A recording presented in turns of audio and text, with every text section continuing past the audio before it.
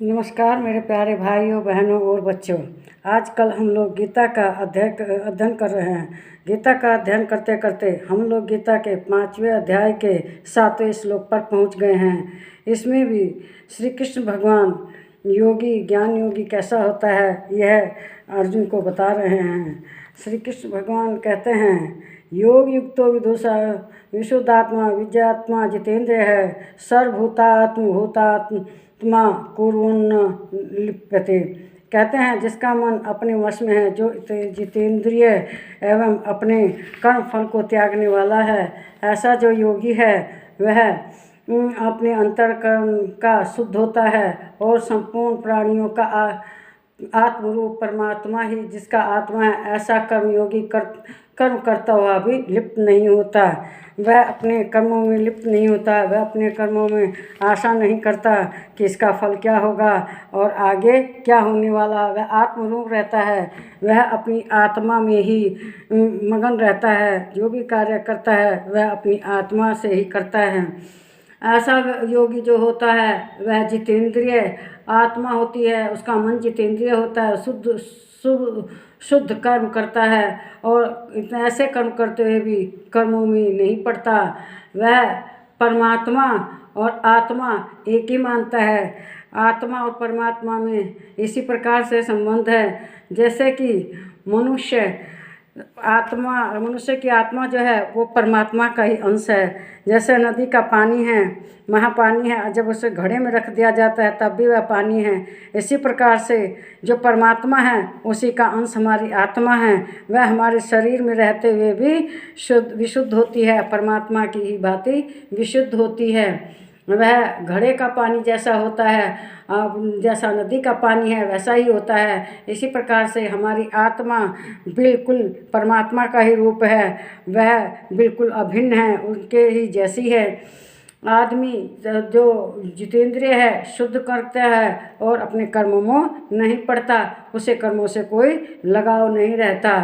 वह अंदर से एकदम शुद्ध है और कर्म करते हुए भी कर्मों में लिप्त नहीं होते। आत्मा से सुमुख होने पर भी वह एकदम शुद्ध रहता है। जैसे मन वश में करते हुए और अपनी इंद्रियों को जीतते हुए वह कर्म योगी रहता है और वह अपने कर्मों के चक्कर में नहीं पड़ता कि मैं कर्म कर रहा हूँ तो इसका मुझे यह फल मिलेगा।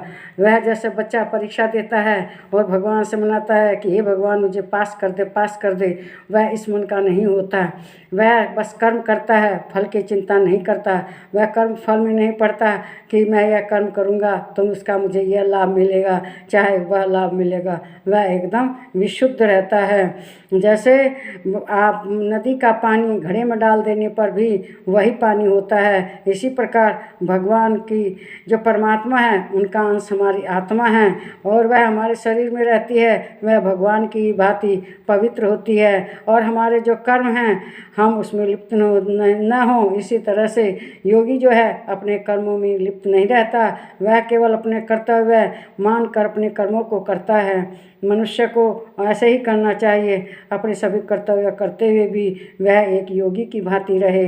योगी कर्म करते हुए भी उसे कोई कामना नहीं करता, बल्कि बस अपना कर्तव्य समझकर कर्म करते हैं। उसके कर्म यज्ञ के समान होते हैं। जैसे मनुष्य यज्ञ करता है उसी प्रकार से शुद्ध मन से और परोपकार की भान से कर्म करता है। वह उन कर्मों से कोई आशा नहीं रखता कि यह कर्म करने से मुझे ये लाभ मिलेगा, चाहे वह लाभ मिलेगा। वह ऐसे रहता है कर्मों में जैसे पानी के बीच में कमल खिला रहता है, उसके पत्ते पर कितना भी पानी डालो उस पर असर नहीं पड़ता। इसी प्रकार जो योगी है, ज्ञान तत्व को जानने वाला है, वह कर्म करता है लेकिन वह उनमें लिप्त नहीं होता, उनके कर्म फलों में लिप्त नहीं रहता। वह हमेशा जो सच्चा योगी है, मनुष्य है, वह कर्म तो करता है लेकिन अच्छे कर्म करता है। वह किसी को देख के ईर्ष्या द्वेष भावना अपने मन में नहीं रखता, उसके कर्म सब पाक साफ रहते हैं। वह हमेशा इस प्रकार के कर्म करता है जो परोपकार के हों। वह समाज के कल्याण के लिए कार्य करता है, किसी की बेटी की शादी में मदद कर दे, किसी के गरीब बच्चे की पढ़ाई में मदद कर दे, हमेशा इसी भावना से कार्य करता है और वह निर्लिप्त रहता है, अपने कर्तव्यों को बड़े ही मनोयोग से करता है। किसी के घर में बूढ़े माता पिता बड़े रहते हैं, वह उसकी चिंता नहीं करता, जबकि उसका कर्म है कि अपने माता पिता की चिंता करें। स्वर्ण कुमार अपने माता पिता की सेवा करते करते कहना अपनी जान भी दे दिया था। पानी लेने गया था पर लेकिन पानी लौट कर नहीं आया, पानी लेकर वह अपना कर्तव्य करते करते दुनिया से विदा हो गया। अपने कर्तव्य माँ बाप पानी के लिए चिल्लाते रहते हैं आज के युग में, लेकिन बच्चे सुनते नहीं। खाना मांगते हैं तो कहते हैं कि इन बुढ़े बुढ़िया को दिन रात भूख लगी रहती है, ये दिन रात खाना ही मांगते हैं, और ऐसा कहकर निकल जाते हैं। उनको खाना नहीं देते, उनको पानी नहीं देते। उन बूढ़े माता पिता का शरीर दुखता रहता है, उनकी सेवा नहीं करते, हाथ पैर नहीं दबाते, बल्कि उनको दो चार बातें कहकर निकल जाते हैं। समय पर खाना भी नहीं देते, वे भूख प्यास से तड़पते रहते हैं।